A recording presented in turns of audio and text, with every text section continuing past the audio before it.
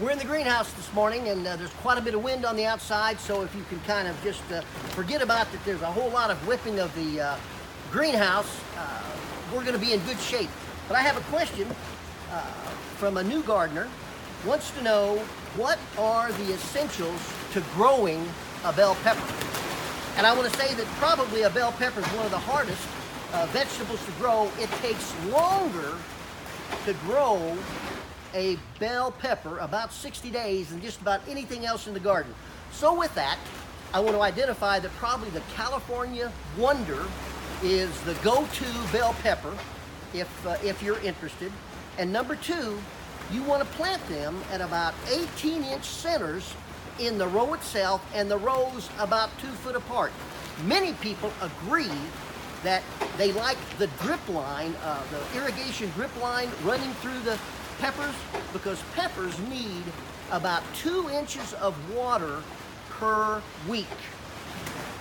Before you plant the pepper, if it's the California Wonder, whatever, make sure you put some 10-10-10 fertilizer, just about a tablespoon, at the bottom of the hole. And what they need more so than nitrogen is phosphorus, potassium, and calcium.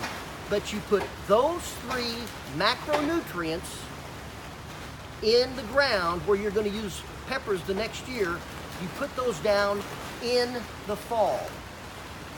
You want to pick your peppers where they are green and primarily towards the bottom of the plant.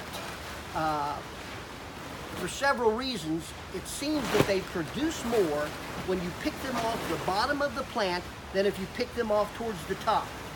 They need 6 to 8 hours of full sun and just a side dressing of 10-10-10 or fish emulsion about once every 3 weeks, along with a little tablespoon of Epsom salts. So if you're thinking about growing bell peppers, which are a great addition to anyone's garden, think about how long it's going to take, about 60 days. You want good airflow.